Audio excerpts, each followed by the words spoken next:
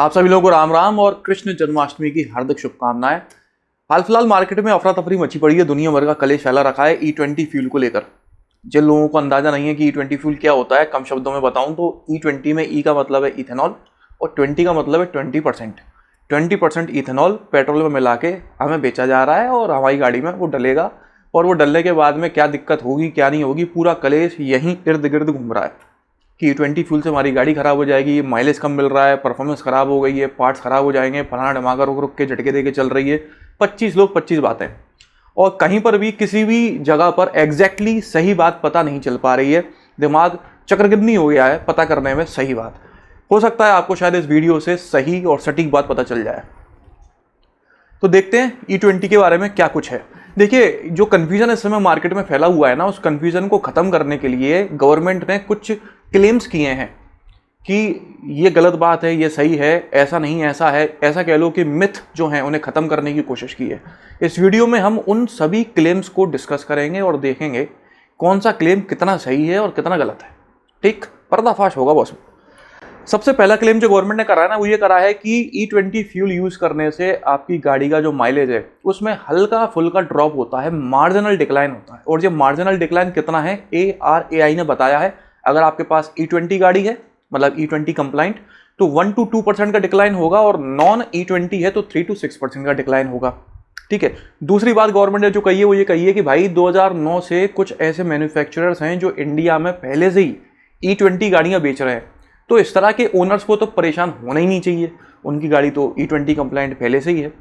ये क्लेम किया है गवर्नमेंट ने। अब इस क्लेम में कितनी सच्चाई है वो देखते हैं। बहुत सबसे पहले तो 2009 से कुछ मैन्युफैक्चरर्स नहीं, सिर्फ एक मैन्युफैक्चरर होंडा E20 गाड़ियां बेच रहा है, सिर्फ और सिर्फ एक। उसको कुछ मत बोलो, ठीक है, एक के दो भी नहीं है। दूसरी बात यह है कि आप ये जो मार्जिनल डिक्लाइन बोल रहे हो ARAI के भरोसे, ARAI तो माइलेज भी बताता है। क्या हमारी गाड़ी आज तक उतना माइलेज दे दी?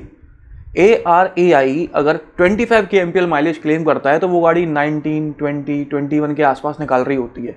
ऐसा क्यों?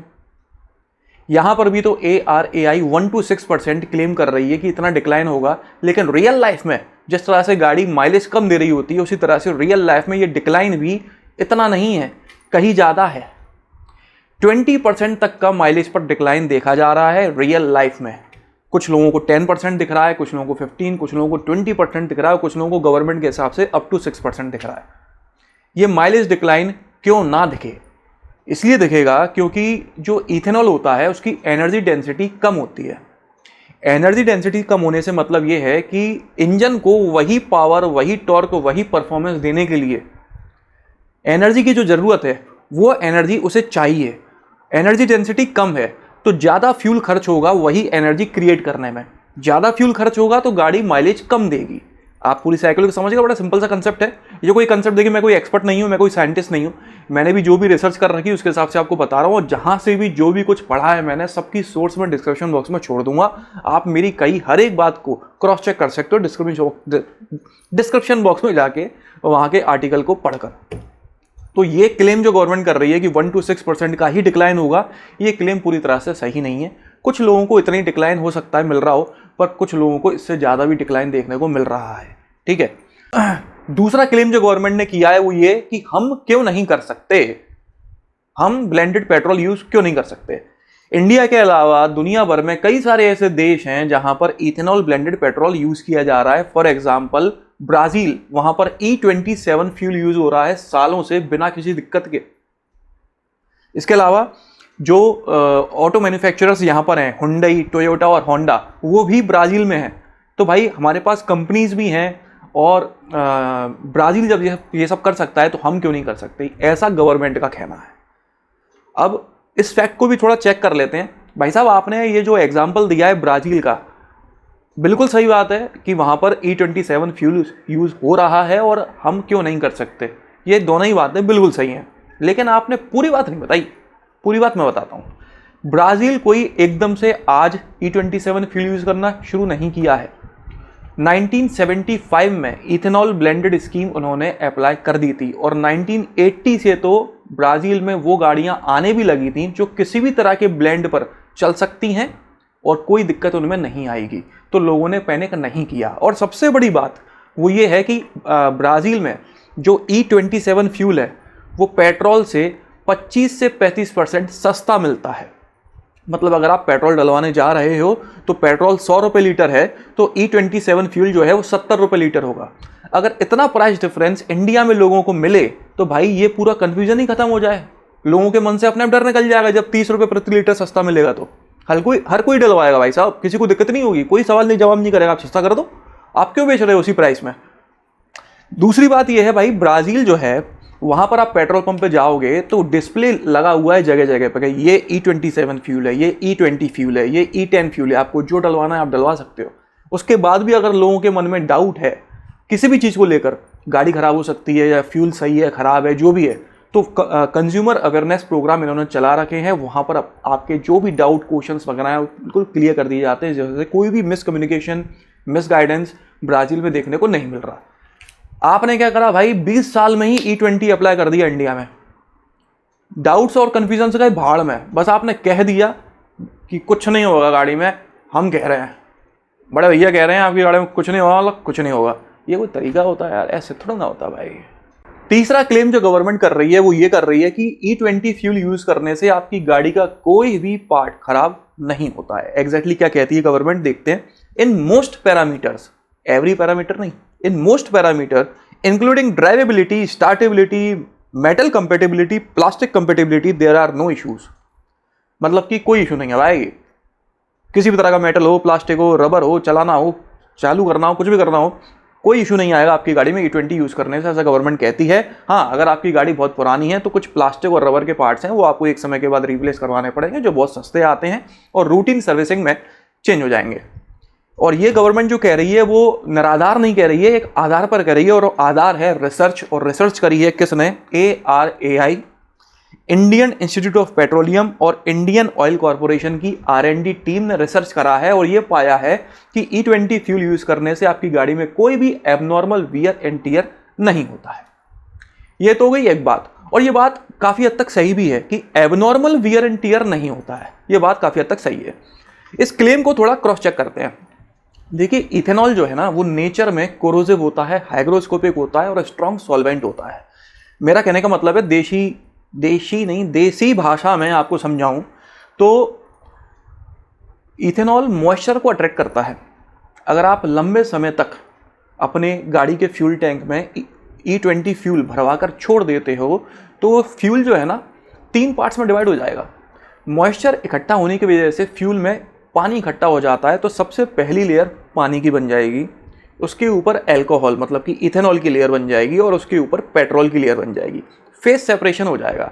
अब उसके बाद आप इंजन स्टार्ट करेंगे तो कौन सा वाला लेयर सबसे पहले इंजन में जाएगा ये कहना बड़ा मुश्किल है। हो सकता है तीनों लेयर इकट्ठी जाएं, हो सकता है पानी वाली चले जाए, हो सकता है अल्कोहल चले जाए, हो सकता है पेट्रोल चले जाए, कुछ भी जा सकता है। ये एक आध दो बार होगा, 100-200 बार होगा, 1000-2000 बार होगा, कोई फर्क नहीं। लेकिन लंबे समय तक अगर बार बार इसी तरह की चीज़ें चलेंगी तो आपकी गाड़ी ख़राब हो सकती है। गाड़ी के कुछ पार्ट्स ख़राब हो सकते हैं, स्पेशली जो फ्यूल पंप है, फ्यूल इंजेक्टर्स हैं, फिल्टर्स हैं, और या आपका फ्यूल टैंक है, वहाँ दिक्कत आ सकती है क्योंकि कोरोसिव नेचर है इसका। तो जो भी जहाँ से भी फ्यूल निकलेगा वो चीज़ें ख़राब हो सकती हैं, डिग्रेड हो सकती हैं समय के साथ। लेकिन एकदम से कुछ भी ख़राब नहीं होगा, समय लगेगा। धीमा जहर है ऐसा कह सकते हो आप। फ्यूल पंप के लिए ये धीमा जहर है, धीरे धीरे ख़राब करता है, पर ख़राब करता है। ये कहना बिल्कुल गलत होगा कि कोई असर नहीं पड़ेगा, पर बहुत लेट असर पड़ेगा। इसलिए एकदम घबराने वाली, कोई पैनिक होने वाली कोई बात नहीं है।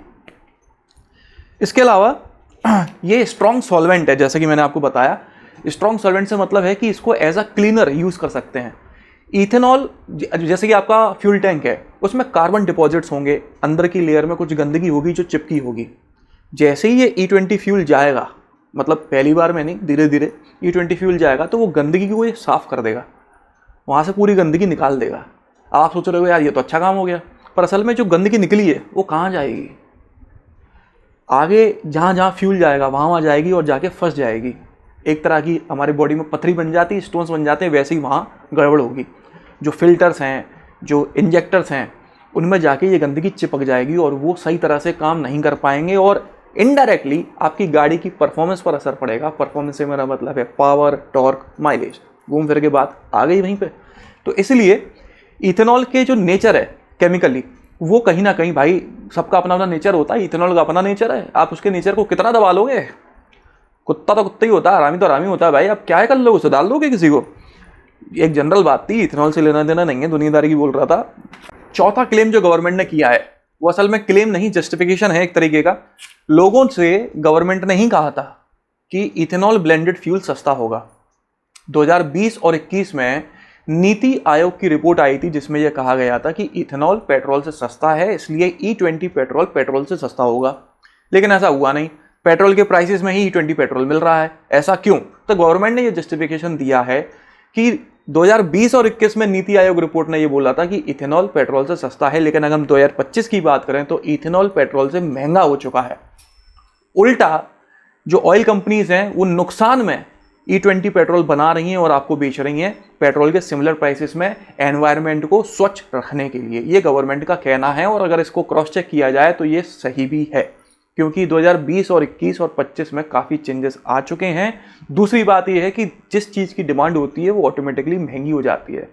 शुगर केन, मेज़, ये सब चीज़ें जो हैं इनसे ही ये इथेनॉल बनाया जाता है। अब चूंकि इथेनॉल करोड़ों लीटर्स में ज़रूरत पड़ने लगी है तो भाई उन चीज़ों के प्राइसेस बढ़ जाते हैं। अगर आप क्रॉस चेक करने जाओगे तो कॉर्न 1200 रुपये कुंटल मिलता था पहले, आज की तारीख में 2600 रुपये कुंटल मिल रहा है। ये गडकरी जी ने भी बताया है और मैंने क्रॉस चेक भी किया है। इसी तरह की जो भी चीज़ें हैं जो इथेनॉल बनाने में यूज़ हो रही हैं वो सारी चीज़ें महंगी हो गई हैं।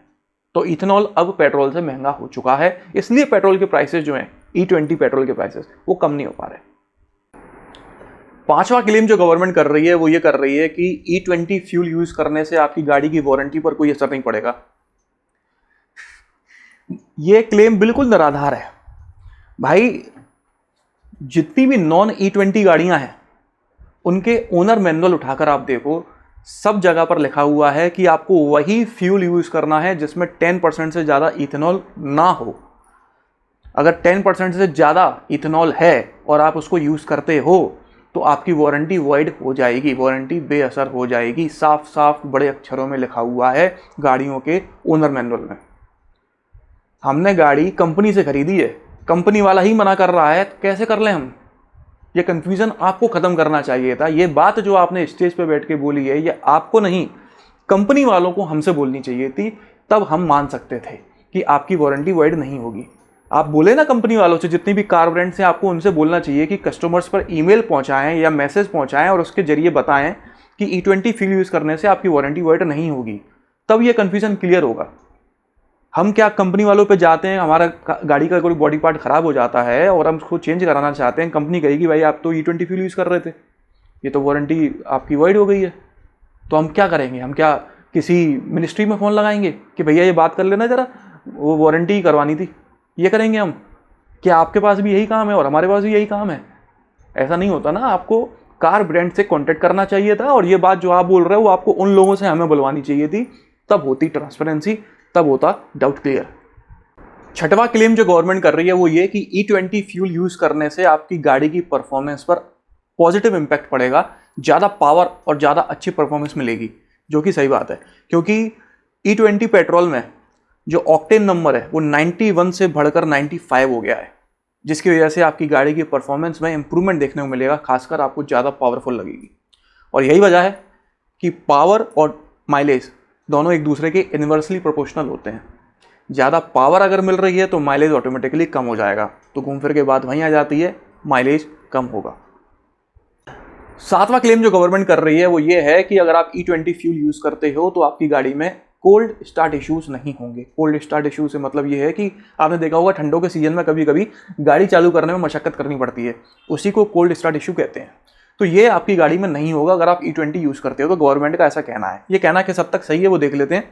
देखिए, इथेनॉल की जो लेटेंट हीट ऑफ वेपराइजेशन है वो पेट्रोल से ज़्यादा होती है। मतलब कि इथेनॉल को ज़्यादा एनर्जी की ज़रूरत है इवेपोरेट होके एयर में मिलके कंबस्टन मिक्सचर बना के गाड़ी चालू करने के लिए पेट्रोल के कंपैरिजन में। मतलब कि E20 फ्यूल में कोल्ड स्टार्ट इश्यूज होने के चांसेस ज़्यादा हैं कंपैरेटिवली पेट्रोल के। लेकिन बट बात यह है कि ये cold start issue E20 petrol में तभी होंगे जब ठंड बहुत ज़्यादा हो, और ये बहुत ज़्यादा ठंड इंडिया में नहीं पड़ती। इसलिए अगर आप इंडिया में हो तो आपको E20 फ्यूल के साथ कोल्ड स्टार्ट इशू वाली दिक्कत नहीं आएगी। बाहर आए तेरे अपने को क्या करना है। 8वां क्लेम जो गवर्नमेंट कर रही है वो ये कर रही है कि हमने कार्बोरेटेड और फ्यूल इंजेक्टेड व्हीकल्स को 1 लाख किलोमीटर तक E20 फ्यूल यूज करके चलाकर देख लिया है। हर 10,000 किलोमीटर पर चेक भी किया है, गाड़ी की परफॉर्मेंस, माइलेज वगैरह सब बढ़िया है, कहीं कोई दिक्कत नहीं है। हम आपकी बात मान लेते हैं कि भाई आप कह रहे हो तो सही कह रहे होगे, बस हमें ये बता दो ये किस गाड़ी पे टेस्ट किया आपने। वो गाड़ी E20 कंप्लाइंट थी, E10 कंप्लाइंट थी, BS3 थी, BS4 थी, ये भी तो बता दो। ये तो आपने कहीं भी मेंशन नहीं किया। अगर आप E20 गाड़ी के ऊपर ही E20 फ्यूल टेस्ट कर रहे हो और उसकी परफॉर्मेंस में कोई असर नहीं आ रहा है ऐसा बोल रहे हो, तो ये तो नॉर्मल बात हो गई ना। हम पे E20 गाड़ी, हम तो नहीं ना टेंशन में, हम पे E10 है, टेंशन ये है। हम पे BS3 है, टेंशन ये है। हम पे BS4 है, टेंशन ये है। E20 वालों को थोड़ा ना टेंशन है बॉस, पूरा बताओ। 9वां क्लेम जो गवर्नमेंट कर रही है वो ये कर रही है कि हमने E20 फ्यूल को इंप्लीमेंट करने में कोई जल्दबाजी नहीं की है। ये बात सही है कि 2030 हमारा टारगेट था और 2025 में हमने ये लाके खत्म कर दिया है, लेकिन ये एकदम कोई अचानक से नहीं हुआ है, हमने कोई सरप्राइज नहीं दिया है किसी को। 2021 में नीति आयोग की रिपोर्ट में ही हमने बोल दिया था पब्लिकली कि 2025 में हम E20 फ्यूल को पैन इंडिया कर देंगे। इसलिए हमने कोई अचानक से कुछ भी नहीं किया है, सब कुछ सोच समझ के प्लानिंग के तहत करा है। और ऑटो मेकर्स मतलब कि जो कार ब्रांड्स हैं इंडिया में, उनके साथ ऑयल कंपनीज और रेगुलेटर्स के साथ बैठकर चर्चा करके, डिस्कशन करके हमने ये फैसला लिया है। ये बात गवर्नमेंट की कहनी है। मेरा ये कहना है कि अगर ऐसा है तो कोई भी ऑटो मेकर, कोई भी कार ब्रांड आगे बढ़कर डाउट्स क्लियर क्यों नहीं कर रही। वो ऐसा क्यों नहीं कह रही कि हाँ गवर्नमेंट सही कह रही है, E20 फ्यूल से E10 गाड़ियों में या BS3 BS4 गाड़ियों में कोई नुकसान नहीं होता है। गवर्नमेंट सही कह रही है कि वारंटी वाइट नहीं होगी, ऐसा क्यों नहीं कह रही कोई भी ऑटोमेकर कंपनी। होंडा की गाड़ियां E20 कंप्लाइंट थी 2009 से, तो होंडा ने आके ऑफिशियल स्टेटमेंट दे दिया। टोयोटा वालों को तो समझ में ही नहीं आ रहा। 2013 में विक्रम गुलाटी जी जो इनके कंट्री हेड हैं टोयोटा के, उन्होंने बोला था कि हमारी गाड़ियों की क्वालिटी इतनी अच्छी है कि E20 फ्यूल आप व्हीकल लाइफ जो कि 15 साल की ऑन एन एग्जाम्पल मानी जाती है, 15 साल तक हमारी गाड़ी में कोई यूज मतलब कोई कमी नहीं आएगी। हमारी गाड़ी E20 कंप्लाइंट नहीं है, लेकिन जो पार्ट्स हमने जो यूज़ करे हैं वो इतनी अच्छी क्वालिटी के कि गाड़ी में कोई आपको खराबी नहीं मिलेगी। ऐसा कहा था 2013 में। अभी आके एक कस्टमर की क्वेरी पर टोयोटा वालों ने रिप्लाई करा है कि E10 गाड़ी में E20 फ्यूल का यूज़ मत करना, आपकी वारंटी वाइड हो जाएगी। उसके बाद आकर अभी रिसेंटली टोयोटा ने वापस से ऑफिशियल स्टेटमेंट दिया है कि E20 फ्यूल का हमारी गाड़ियों पर कोई बहुत सिग्निफिकेंट इम्पैक्ट नहीं पड़ता है बट सिग्निफिकेंट इम्पैक्ट नहीं पड़ता है। जैसा कि मैंने कुछ समय पहले आप लोगों को बोला था कि इफेक्ट तो है बट इतना बड़ा इफेक्ट नहीं है। वो आके टोयोटा ने एक्सेप्ट कर लिया। टोयोटा वालों की अलग कहानी चल रही है। लेकिन भाई आपने ऑटो मेकर्स के साथ बैठ के बात की थी, तो कोई भी ऑटो मेकर सामने से आके क्यों नहीं बोल रहा है। ऊपर से ऑटो मेकर्स तो ये बोल रहे हैं कि वारंटी वाइड हो जाएगी, E20 फ्यूल यूज़ मत करना, आपकी गाड़ी उसके हिसाब से कंपेटेबल नहीं है। ऑटो मेकर्स की बातें तो कुछ और ही हैं, आपकी बातें कुछ और ही हैं। ऐसा क्यों है, ये गैप क्यों आ रहा है। ये गैप ही तो है जो कंफ्यूजन और डाउट्स क्रिएट कर रहा है। इस गैप को खत्म करिए। 10वां क्लेम जो गवर्नमेंट कर रही है वो ये कर रही है कि नीति आयोग की रिसर्च के अनुसार शुगरकेन और मेज से बना हुआ इथेनॉल पेट्रोल के कंपैरिजन में 50% से 65% ग्रीन हाउस गैसेस कम इमिट करता है। मतलब कि नेचर के लिए, एनवायरनमेंट के लिए इथेनॉल काफ़ी अच्छा है कंपैरेटिवली पेट्रोल के। ये क्लेम गवर्नमेंट का बिल्कुल सही है कि इथेनॉल पेट्रोल के कंपैरिजन में कम नुकसान पहुंचाता है, बहुत कम नुकसान पहुंचाता है। 11वां क्लेम जो गवर्नमेंट कर रही है वो ये कर रही है कि इथेनॉल ब्लेंडिंग की वजह से जो फार्मर्स हैं, खेती करने वाले किसान जो हैं, उनको फाइनेंशियली बहुत फ़ायदा पहुंचा है, जिस वजह से फार्मर्स जो सुसाइड कर रहे थे पैसों की कमी या कर्जे की वजह से, उस सुसाइडल रेशियो में भी काफ़ी कमी आई है। अगर मैं फिगर्स की बात करूं तो पिछले 11 सालों में गवर्नमेंट ने 1,44,087 करोड़ रुपए फॉरेन एक्सचेंज में बचाए हैं, क्योंकि 245 lakh metric ton crude oil कम इंपोर्ट करना पड़ा और 10% ब्लेंडिंग की वजह से 736 lakh metric ton CO2 emissions कम फैले हैं। मतलब कि 30 करोड़ पेड़ बराबर पॉल्यूशन कम हुआ है।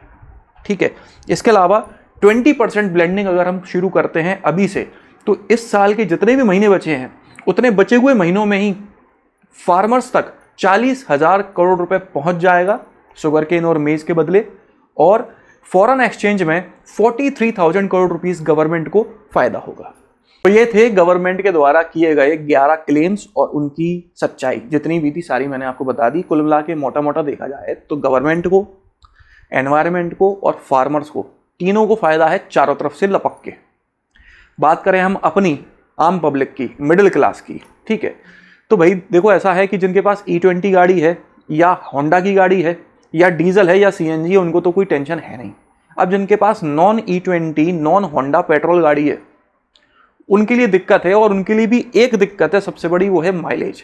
अगर आपकी गाड़ी का 2-4-5% माइलेज डिक्लाइन हुआ है तब भी कोई दिक्कत नहीं, चलता है, लेकिन उससे ज़्यादा डिक्लाइन होता है तो भाई साहब दिक्कत होती है। और ये एक ऐसी चीज़ है माइलेज जो रोज़ चुभता है कि E20 की वजह से मेरी गाड़ी का माइलेज कम हो गया, क्योंकि रोज़ आपको ये फील हो रहा होगा कि आपकी गाड़ी माइलेज कम दे रही है, तो वो रोज़ आपके दिमाग में आएगा E20 की वजह से हुआ, E20 की वजह से हुआ। बाकी रही आपके कार के पार्ट्स की, तो वो काफ़ी लंबे समय के बाद ख़राब होंगे, और ख़राब हो भी जाते हैं तो बहुत एक्सपेंसिव नहीं है, तो वो इतनी बड़ी दिक्कत नहीं है कि हम E20 को कोसें, उसको गाली दें। मेन दिक्कत माइलेज की है। अगर किसी तरह से कार कंपनीज कुछ ऐसी किट निकाल देती हैं, कुछ ऐसा चेंज लाती हैं जिसको लगाने से ये जो माइलेज का लॉस है वो कुछ हद तक रिकवर हो सके, तो फिर E20 को हंसते हंसते एक्सेप्ट किया जा सकता है, बिना किसी डाउट के, बिना किसी प्रॉब्लम के, बिना किसी कलेश के।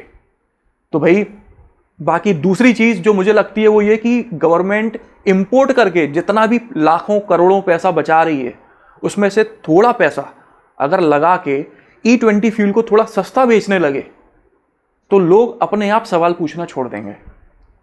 जैसा कि ब्राज़ील वाले कर रहे हैं वैसा ही आपको भी करना चाहिए। सिर्फ एग्जाम्पल देने से कुछ नहीं होता, उस तरह से इम्प्लीमेंट भी करना आना चाहिए। प्रभु, आप E20 फ्यूल को जो भी पैसा बच रहा है थोड़ा कम पैसा बचा लो और उसको सस्ता कर दो। शुरुआती 1 साल 1.5 साल में लोग एक बार एक्सेप्ट कर लेंगे, उसके बाद बढ़ा देना, सब भूल जाते हैं, फिर भूल जाएंगे भैया हम लोग तो आम पब्लिक है। तो इस वीडियो में तो बस इतना ही था। बाकी इसके अलावा अगर आपके पास कोई जानकारी है इस टॉपिक से रिलेटेड तो कमेंट कर कर मुझे ज़रूर बताइएगा। मैं भी जानना चाहता हूँ इस टॉपिक के बारे में A to Z सब कुछ। कमेंट करके जरूर बताइएगा कि आपको ये वीडियो कैसा लगा। इस वीडियो में तो बस इतना ही। अगर आपको ये पसंद आया तो इसे लाइक कर दीजिएगा, इस चैनल को सब्सक्राइब कर लीजिए और बेल आइकन को दबाना बिल्कुल ना भूलना। आपका दिन शुभ रहे। धन्यवाद।